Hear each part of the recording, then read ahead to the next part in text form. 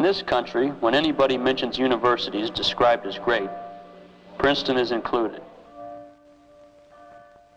I guess we'd all agree that it isn't an easy place to get through, but if we didn't think it was worth it, we wouldn't be here. We try to give our visitors some feeling for the things that make Princeton the special kind of place it is, things that make it distinctive among all other colleges and universities.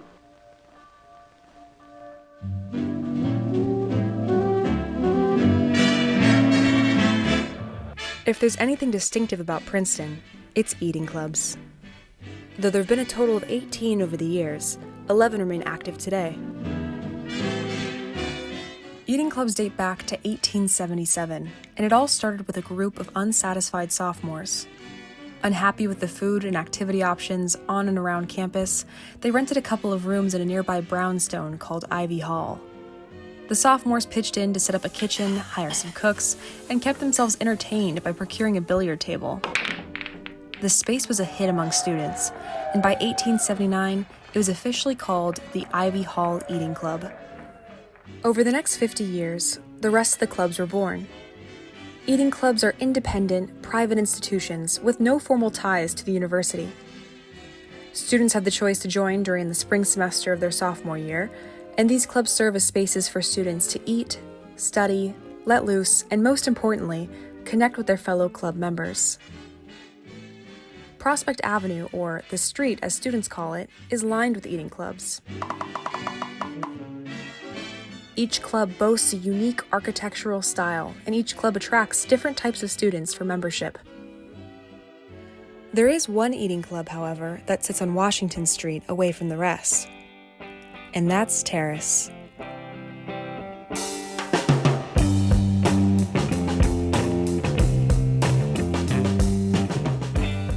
Terrace Club was founded by these guys, members of the class of 1906. They purchased Professor Hibbins' home, which was previously owned by Woodrow Wilson, a former Princeton president and back then soon-to-be U.S. president. In 1920, the home was remodeled and expanded in the Tudor Revival architectural style that we see today. Terrace is known for its progressive nature. Notably, Terrace was one of the earliest of the eating clubs to open its doors to Jewish, African American, and female members, and has been a longtime supporter of the queer community. In 1967, Terrace made history yet again by being the first club to abandon the bicker system and established itself as an open book or sign-in club. Bickering is a selective interview process that students undergo to become a member of their desired club. Several other clubs followed Terrace's lead, and today, 5 out of the 11 eating clubs are sign-in, meaning any student can join via a non-selective lottery system. Over the decades, Terrace has collected an impressive list of alumni, particularly in the creative fields. Authors, playwrights, actors, journalists, poets, fashion critics, musicians, producers, the list goes on. Terrans are talented. Terrace is also celebrated as a music venue, and many argue that it's hosted some of the best concerts in Princeton history. Terrans have enjoyed live music from notable artists, such as Elliott Smith, The Flaming Lips, and Vampire Weekend. Hi, I'm Sam Spector, and I'm class of 24. My name is Samara Samad, and I'm the class of 2025. My name is Jimmy Waltman. I'm class of 2023. I am Sandy Harrison, class of 74. That's me right in the middle there. My 50th reunion is coming up next month. Terrace is just a beautiful house overall. If you look around, you can see how much history is in this place and how much love has been put into the space. The whole spirit of it, like you walk in and there's crazy murals on every single wall. In fact, no other clubs would allow students to be creatively decorating their clubhouse the way Terrace does. Coming in as a freshman and seeing like the sign that says like hippies use side door, I was like, oh, this is so cool. This is the place. I think that something that's really cool about Terrace is that there really is space for everyone. It feels like a homecoming for a lot of people and a lot of different sorts of people who end up there. You know, it's called the womb or Mother Terrace for a reason. A lot of musicians and artists tend to be drawn to Terrace. Having a space where creativity can flow freely is something that Terrace is all about. We have live music most every Thursday and Saturdays. Music is really the heart of Terrace. Something that's really telling about that is we're the only club on the street with a dedicated music chair.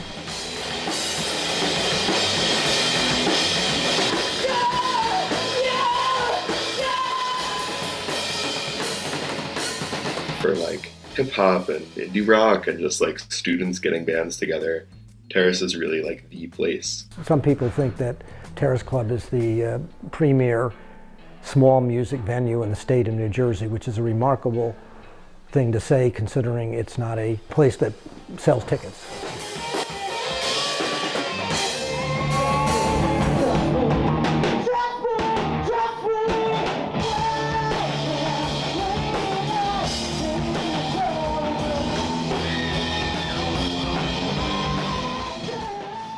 Coming to Princeton, Terrace was really the only place that you could reliably count on for good, cheap, accessible live music. Especially during nighttime on the board, we recognized how important that was to the students, where we allocated a huge portion of our annual budget toward it, much more than any of the other clubs. But it was that important. We knew it was that important.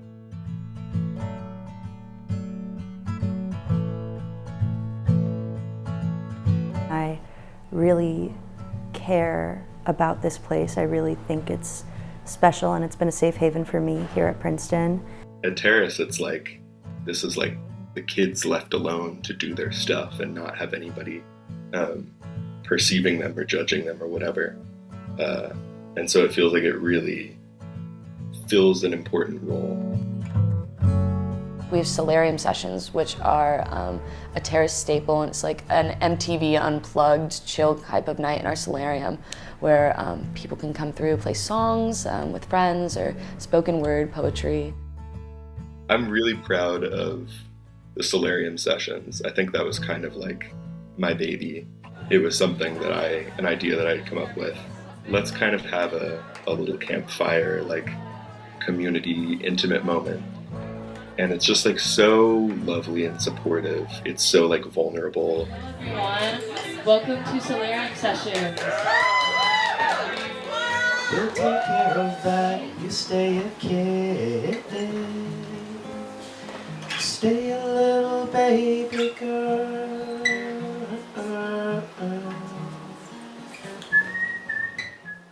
It's just people sitting on couch cushions in a vibey little room with a bunch of plants and playing, expressing themselves for 2 hours.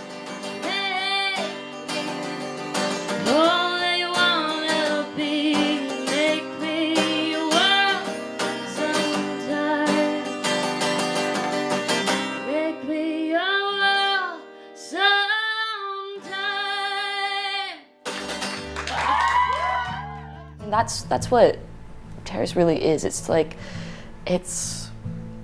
just a family, going back of people who are just, they think outside of the box. Coming to Princeton that's what you crave. It just feels like everyone around you is expressing themselves, and you want to do that too, and there's no wrong answers. I wanted to play this because when I went to my first Solarium Sessions hosted by Jimmy Waldman, he always used to end Solarium Sessions with this song. He's played it almost every time. And to me, Solarium Sessions is this song. I just want to keep that going a little bit, especially thinking about senior year legacies, whatever, keeping Jimmy's legacy going. Ever so slightly, daily and nightly, in little ways, when everything stays.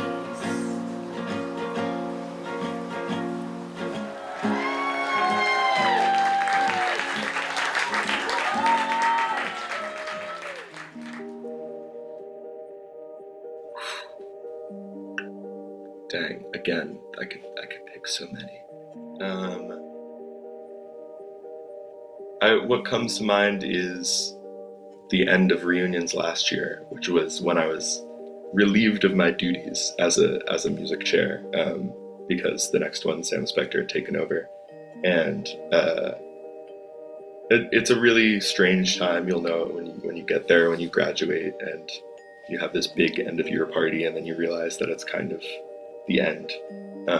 But I can remember like the final morning after staying up all night, dancing to like a DJ who was playing on the back deck of Terrace, and I found myself up on the roof where nights often end, and I was sitting there just with like so many of my closest friends in the world, exhausted but so happy, and just watching the sunrise. It's like one of the most beautiful memories. I think I can easily say it was like the most important part of Princeton for me. It really kind of changed my life.